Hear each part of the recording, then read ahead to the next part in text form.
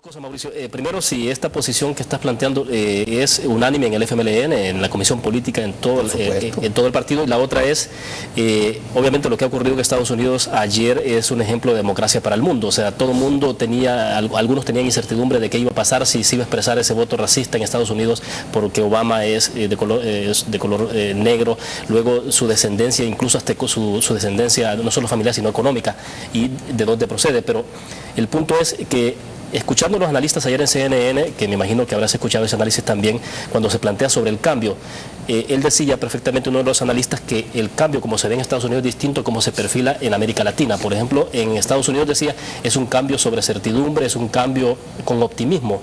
De hecho, los discursos de los candidatos, tanto de quien gana Obama como el que pierde McCain, expresan unidad de criterios, y tú escuchaste a McCain diciendo que mi presidente, refiriéndose a Obama, o sea, es decir, y estrechándole la mano para decir que van a trabajar en conjunto en adelante.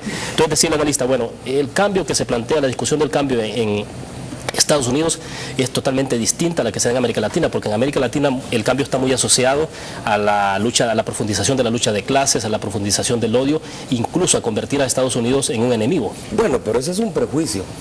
No tengo por qué trasladar mecánicamente el análisis de las elecciones en Estados Unidos a América Latina, pero tampoco tenemos por qué ver con prejuicio las posibilidades de cambio que se están dando en América Latina y particularmente en nuestro país.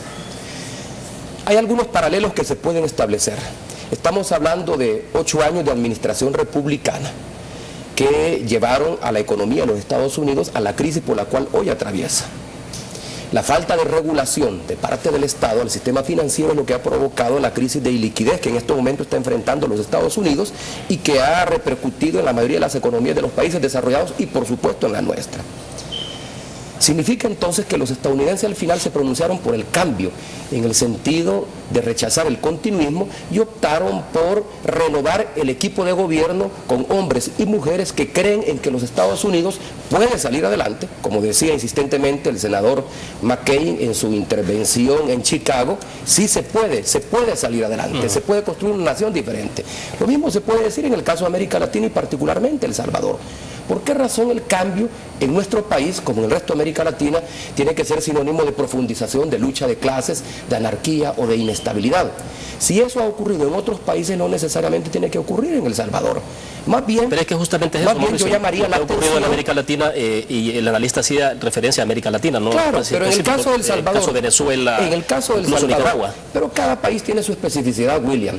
Yo no puedo juzgar lo que ocurre en Venezuela, lo que ocurre en Bolivia o lo que ocurre en Brasil y decir que eso va a ocurrir aquí en El Salvador. Bueno, pero hace un momento decías que de alguna forma hay algunas cosas que se asemejan en esto del cambio. Refiriéndome al caso de los Estados Unidos, el cansancio de la clase política estadounidense, el rechazo de la clase media particularmente hacia el establishment de alguna manera, es también el cansancio de la clase media salvadoreña y la posibilidad particularmente de construir una sociedad diferente. De la misma manera como el senador McCain dijo, sí se puede construir un país diferente, hemos demostrado que la esperanza ha vencido al miedo. Lo mismo también podemos decir en nuestros países y particularmente en El Salvador.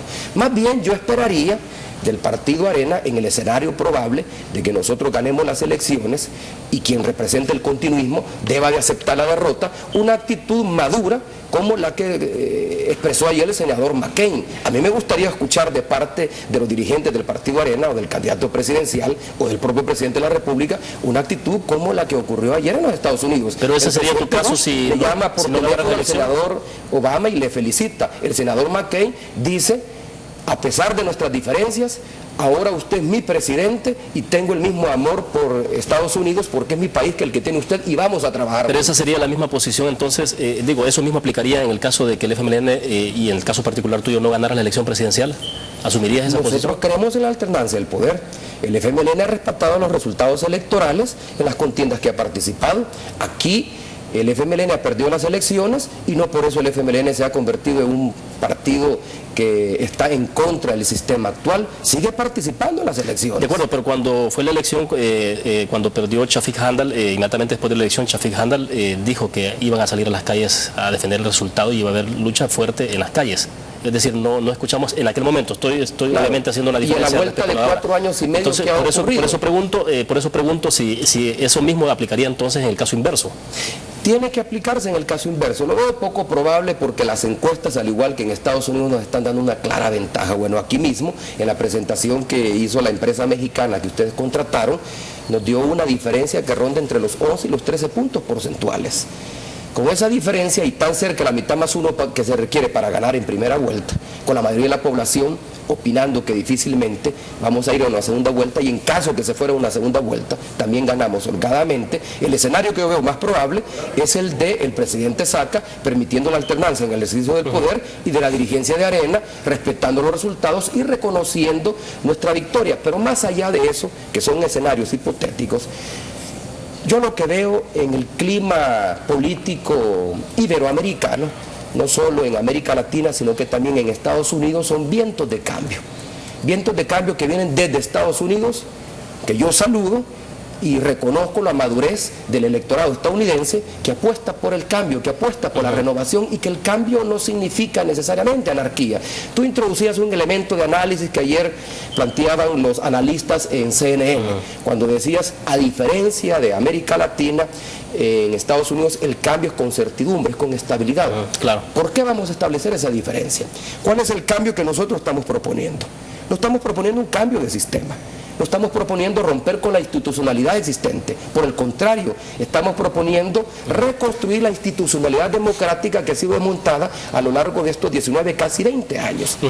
Plantear la creación de un Estado social y democrático de derecho, el respeto a las leyes, el poner la economía en función del bienestar de la población, eso no tiene por qué ser visto como salto al vacío ni anarquía. Eso tiene que ser visto como un cambio que es posible. Fue posible. Solo para concluir, Mauricio, para concluir este segmento, porque vamos al corte, hablando de relaciones internacionales y de esas relaciones con Estados Unidos, quisiera que me respondieras muy rápidamente, ¿qué relación sostendrías con Irán? Te pregunto esto porque en el caso de Irán tiene embajadas, entiendo, únicamente en Venezuela, Bolivia y Ecuador, si no me equivoco. No nos hemos planteado abrir relaciones con Irán.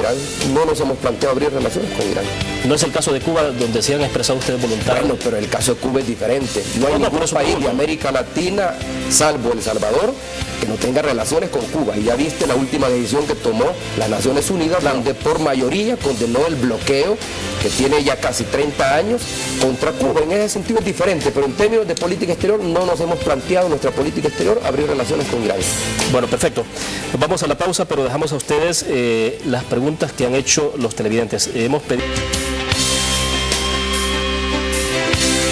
Bien, continuamos en la segunda parte de la entrevista al día. Está con nosotros Mauricio Funes, candidato a la presidencia por el FMLN.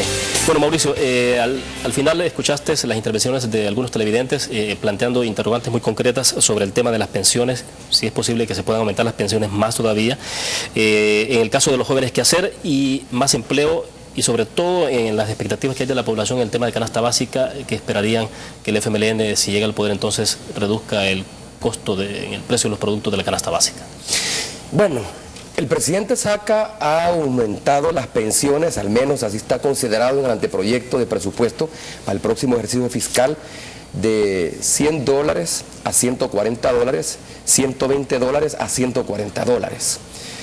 A mí me parece que puede haber un aumento mucho mayor. Lo que yo no logro entender es por qué razón este gobierno ha debido esperar hasta pocos meses antes de las elecciones para responder a un clamor popular. En mi ejercicio periodístico a lo largo de los últimos 10 años yo entrevisté a una buena cantidad de asociaciones de pensionados y jubilados del país, y han venido planteando desde hace muchos años atrás la necesidad de que se cumpla la ley que obliga a una revalorización de pensiones y hay un incremento de la pensión mínima de acuerdo a la disponibilidad financiera del Estado. Yo no puedo aceptar de que el Estado no cuenta con recursos para aumentar las pensiones cuando vemos que invierte dineros en actividades que podrían perfectamente prescindir de ellas, particularmente gastos en propaganda.